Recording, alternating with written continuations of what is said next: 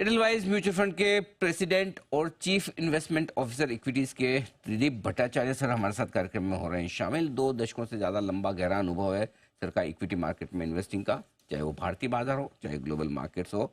और Edelweiss mutual fund join करने से पहले आप एक्सिस म्यूचुअल फंड में पोर्टफोलियो मैनेजर रह चुके हैं और UBS global asset management London UK में भी आप अपनी सेवाएं दे चुके हैं। और आपने बीटेक की डिग्री हासिल की आईआईटी खड़गपुर से, और इसके अलावा बिजनेस मैनेजमेंट में फाइनेंस में एसपी जैन इंस्टीट्यूट से आपने पोस्ट ग्रेजुएशन डिप्लोमा भी हासिल किया है। त्रिदीप सर, बहुत बहुत स्वागत है आपका, धन्यवाद हमें समय देने के लिए। नमस्कार सर, ये बड़ा डर लग रहा है आजकल, थोड़ा ग्लोबल मूड माहौल को देखकर, पता नहीं मतलब कभी चाइना, कभी इधर ईरान इजराइल, कभी अमेरिका, मतलब सभी लोग डरा रहे हैं सर, कितना डरना है?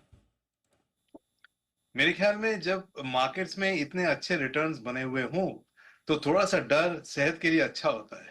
और मेरे को लगता है कि निवेशकों के फ्यूचर रिटर्न के लिए भी ये बेहतर साबित होगा कुछ समय के लिए। मेरा मानना ये है कि इसमें ज्यादा डर की गुंजाइश या डर इसलिए नहीं है क्योंकि ओवरऑल जो हमारी अर्निंग स्टोरी है, ये अर्निंग्स अभी भी हमारे बरकरार है। देखिए अल्टीमेटली क्या है, फ्लो जो होता है वो, जैसे आपने चाइना की बात करी कि अभी चाइना में एक बड़ा स्टिमुलस आया तो थोड़ा फ्लो उधर इधर से उधर चला गया, इसलिए एफआईआई की सेलिंग आई।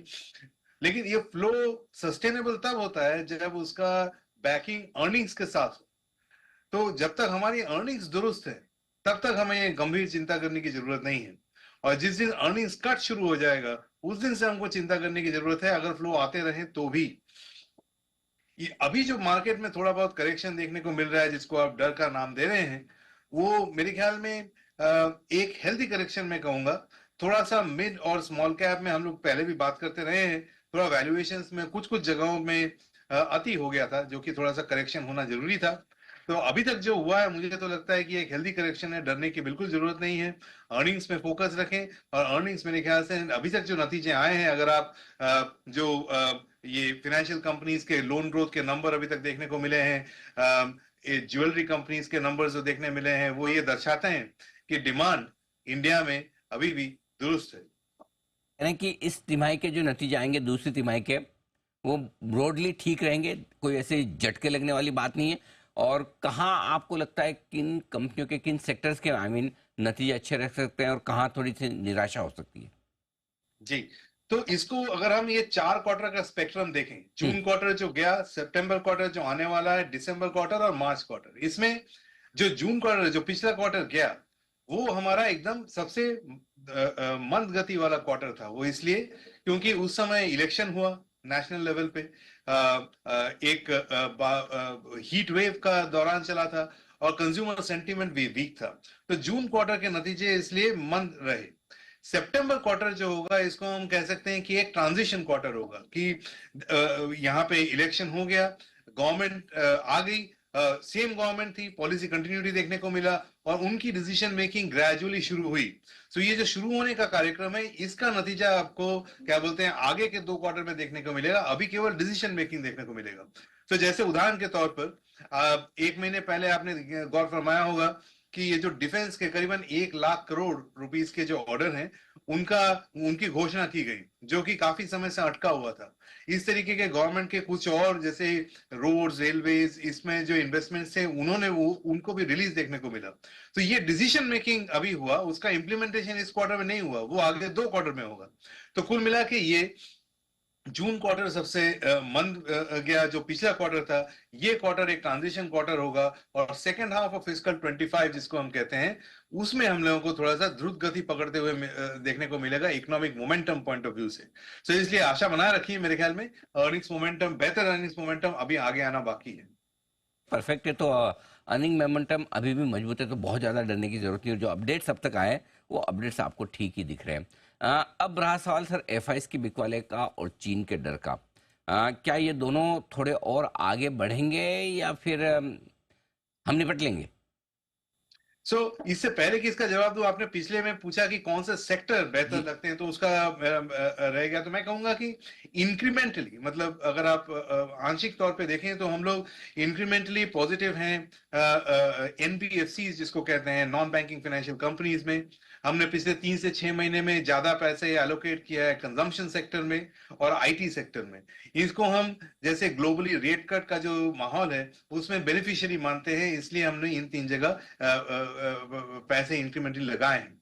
थोड़े हमने जो प्रॉफिट बुक किए हैं पिछले 3 से 6 महीने में, वो 2 जगह है मोस्टली, कैपिटल गुड्स और डिफेंस। ये 2 जगह हमें लगता था कि पिछले 2 साल से हम लोग ओवरवेट रहे थे और अभी भी ओवरवेट हैं, लेकिन जो इतने तेजी से शेयर्स चल गए थे उसमें थोड़ा सा हमने प्रॉफिट बुकिंग किया है, और ये जो 3 जगह मैंने बताए हैं वहां पे हमने इन्वेस्ट किया है। अब जैसे आपने पूछा कि ये ग्लोबल सिनेरियो जो आप पूछ रहे हैं, उसके मेरे हिसाब से 3 पहलू हैं। देखिए, सबसे पहला तो ये है कि यूएस में इलेक्शन है, जो कोई बात नहीं कर रहा, लेकिन अगले 1 महीने के अंदर में मेरे हिसाब से सबसे बड़ा इवेंट वही है।